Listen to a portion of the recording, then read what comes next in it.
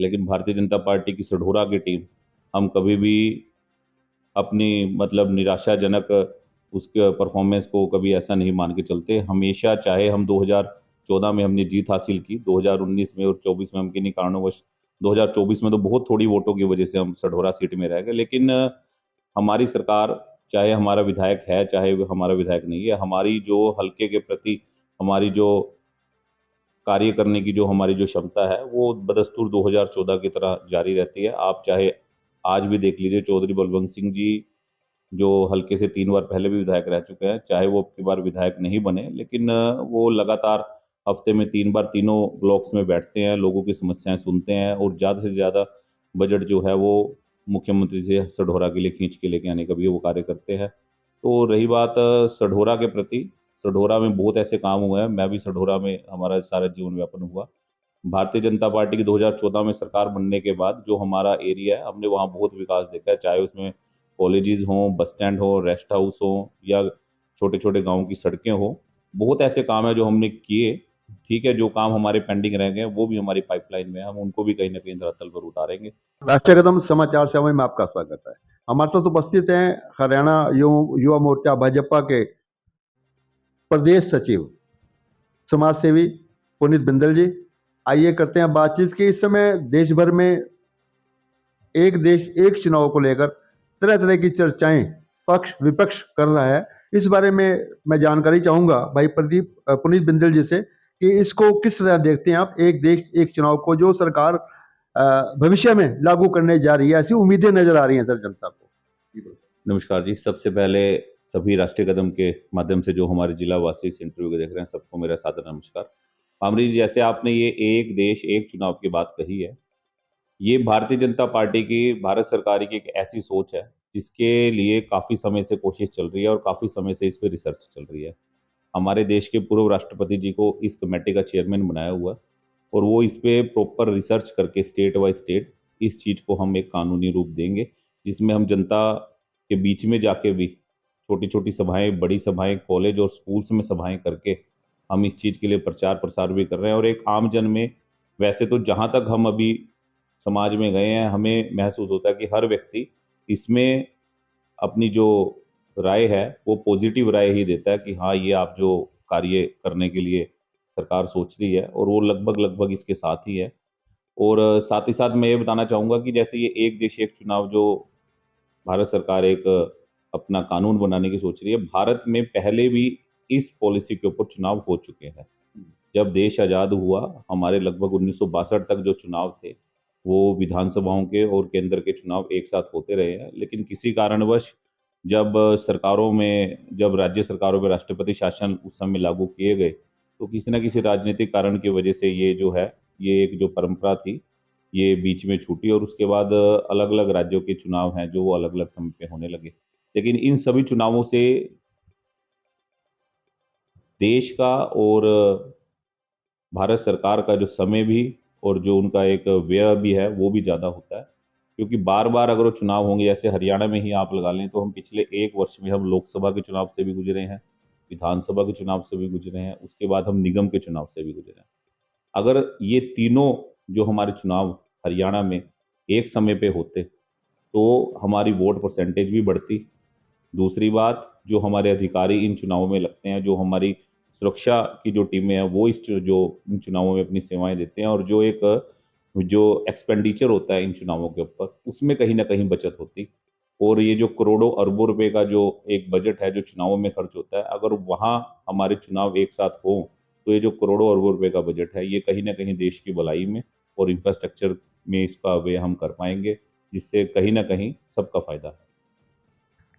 और पुनीत बिंदल जी, देश भर में ऑपरेशन सिंदूर को लेकर भी भाजपा कार्यकर्ता घर घर तक सिंदूर मिशन को, उनकी उपलब्धियों को घर घर तक पहुंचाने के लिए लगातार जुटा हुआ है और पार्टी भी इस मिशन को लेकर तरह तरह के संगठन के माध्यम से कार्य कर रही है। ऑपरेशन सिंदूर को सफलता को लेकर किस प्रकार आप धन्यवाद करना चाहेंगे देश की सेना का, प्रधानमंत्री नरेंद्र मोदी जी का? देखिए, सबसे पहले धन्यवाद हमारी तीनों सेनाओं का, जिन्होंने अपने पराक्रम से इस ऑपरेशन को अंजाम दिया। साथ ही साथ धन्यवाद हमारे प्रधानमंत्री जी का भी, और जो हमारा राष्ट्र की जो पूरी एक टीम है। देखिए, सरकार और विपक्ष एक अलग चीज रहती है, लेकिन इस मुद्दे पे जहां देश हित की और राष्ट्र की जो एक संप्रभुता है उसकी बात आती है, तो सभी दलों ने, मुझे अब की बार बड़ी इस चीज़ से खुशी भी रही कि सभी दल जो है वो इस ऑपरेशन सिंदूर को जो भारत सरकार द्वारा, भारत की आर्मी द्वारा अंजाम दिया गया उसके समर्थन में रही हैं। और अभी एक सर्वदलीय टीम में लगभग लगभग देश के कई अपना विश्व के कई देशों में जाके भारत का स्टैंड भी रख रहे हैं, जिसमें विपक्षी जो हमारे दल हैं उनके भी सांसद उसमें मौजूद है। तो एक अच्छा एक प्रारूप है, क्योंकि देखिए भारत कभी भी लड़ाई नहीं चाहता।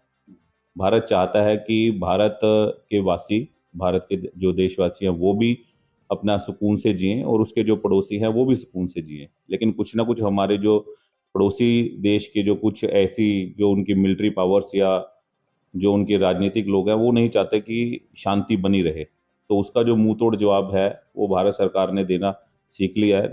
मैं आपको थोड़ा फ्लैशबैक में लेके जाऊंगा, जब मुंबई में होटल ताज में जो हमला हुआ था उस समय हमारे सैकड़ों लोगों की जान इस आतंकवादी घटनाओं में गई थी, लेकिन उस समय भारत सरकार उतनी प्रभुता के साथ कुछ नहीं कर पाई थी, ना हमने कोई ऐसा ऑपरेशन किया कि हम पाकिस्तान को इसका मुंह तोड़ जवाब दें। लेकिन उसके बाद भारतीय जनता पार्टी की सरकार जब देश में बनी, जब जब विपक्षी जो हमारे पड़ोसी राज्य है वो ऐसी गुस्ताखी करता है, तो भारत उसका मुंह तोड़ जवाब उनके घर में जाके देता है। साथ ही साथ जो अब की बार हमारा ये ऑपरेशन रहा, ये पिछले ऑपरेशनों से बड़ा ऑपरेशन रहा। आप देखोगे हमेशा पीओके में स्थित स्थानों पर ही भारत एक बदले की कार्रवाई करता था, लेकिन अगली अब की बार पीओके से अलावा भी जो क्षेत्र रहे जहां जहां पे आतंकवादियों के जो अड्डे बने हुए थे वहां पे भी भारत ने जाकर हमला किया।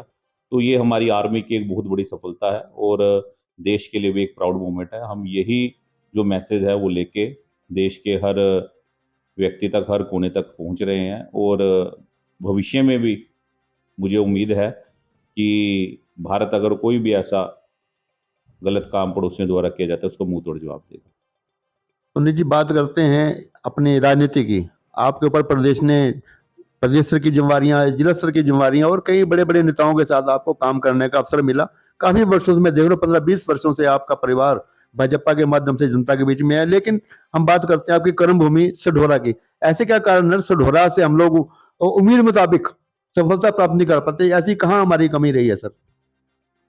देखिए, जो जनता का मैंडेट है उसे वो हमारे सर आंखों पे, लेकिन भारतीय जनता पार्टी की सढौरा की टीम हम कभी भी अपनी मतलब निराशाजनक उसके परफॉर्मेंस को कभी ऐसा नहीं मान के चलते। हमेशा, चाहे हम 2014 में हमने जीत हासिल की, 2019 में और 24 में हम किन्हीं कारणोंवश, 2024 में तो बहुत थोड़ी वोटों की वजह से हम सढौरा सीट में रह गए, लेकिन हमारी सरकार, चाहे हमारा विधायक है चाहे वो हमारा विधायक नहीं है, हमारी जो हल्के के प्रति हमारी जो कार्य करने की जो हमारी जो क्षमता है वो बदस्तूर 2014 की तरह जारी रहती है। आप चाहे आज भी देख लीजिए, चौधरी बलवंत सिंह जी जो हल्के से 3 बार पहले भी विधायक रह चुके हैं, चाहे वो अब की बार विधायक नहीं बने, लेकिन वो लगातार हफ्ते में 3 बार तीनों ब्लॉक्स में बैठते हैं, लोगों की समस्याएं सुनते हैं और ज़्यादा से ज़्यादा बजट जो है वो मुख्यमंत्री से सढौरा के लिए खींच के लेके आने का भी वो कार्य करते हैं। तो रही बात सढौरा के प्रति, सढौरा में बहुत ऐसे काम हुए हैं, मैं भी सढौरा में हमारा सारा जीवन व्यापन हुआ।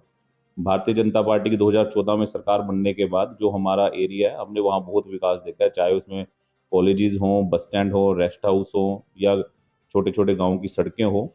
बहुत ऐसे काम है जो हमने किए। ठीक है, जो काम हमारे पेंडिंग रह गए वो भी हमारी पाइपलाइन में है, हम उनको भी कहीं ना कहीं धरातल पर उतारेंगे और जनता से उम्मीद यही रखेंगे कि वो भविष्य काल में जो हमसे ये थोड़ी बहुत सढौरा वासियों से थोड़ी सी अब की बार चूक रह गई, क्योंकि हम सिर्फ 1500-1600 वोटों के मार्जिन से अब की बार हारे हैं। अगर हमारे विधायक यहाँ से बन जाते तो हम कई ज़्यादा गुना जो पैसा है वो हल्के से ढोरे के लिए लेके आ पाते। लेकिन अभी भी हमारे प्रयत्न जारी है, जो भी समस्या आती है हम उसको धरातल पर उतर कर पूरा करने की कोशिश करते हैं। पुनीत जी, बात करते हैं कारोबार की। देखो, आप किसान भी हैं, आड़ती भी हैं और व्यापारी भी हैं।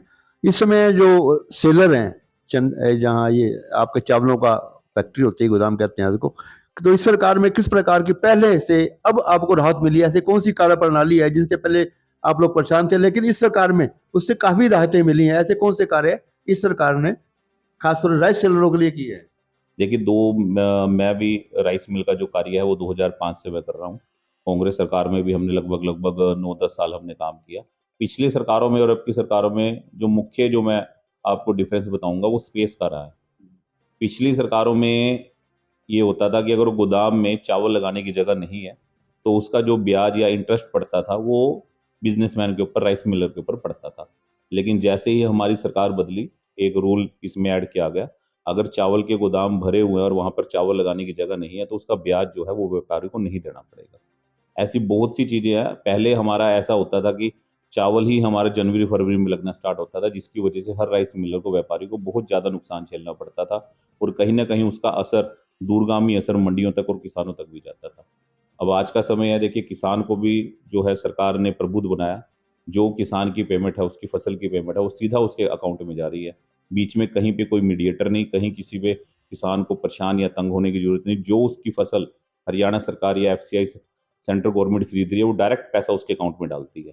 तो अब उसके वो दिन चले गए कि वो बार बार मंडियों में चक्कर काटेगा अपनी पेमेंट लेने के लिए, बार बार पूछेगा, करेगा। अब उसके घर बैठे ही उसको मैसेज के थ्रू उसकी पेमेंट प्राप्त हो रही है। और एमएसपी पे भी हरियाणा सरकार जो है, अपने आसपास की जितनी भी सरकारें हैं, जो चाहे पंजाब हो या और हो, वहां से सबसे ज्यादा जो एमएसपी पे परचेज है वो हरियाणा में हो रही है। और हरियाणा खाली गेहूं जीरी ना खरीद के और भी अन्य फसलें, क्योंकि हमारा जो दक्षिण हरियाणा है वहां पे इसके गेहूं और जीरी के अलावा और भी अधिक जो दूसरी फसलें होती है, हम उसको भी एमएसपी पे परचेज कर रहे हैं और उसकी एमएसपी का भी पैसा हम किसानों को डायरेक्ट अकाउंट में डाल रहे हैं। और इसके अलावा भी जितना सेंटर सरकार ने जो भी सोचा था किसानों के लिए, भी हम किसान की आय को दोगुना करेंगे, कहीं ना कहीं हम उस लक्ष्य के करीब हैं। हमारे जो आसपास के पड़ोसी राज्य हैं, हमारी जो किसान हैं उनकी फसलें पड़ोसी राज्यों से लगभग लगभग 20 से 30% अधिक मूल्य पे हमारे हरियाणा में उसकी बिक्री होती है।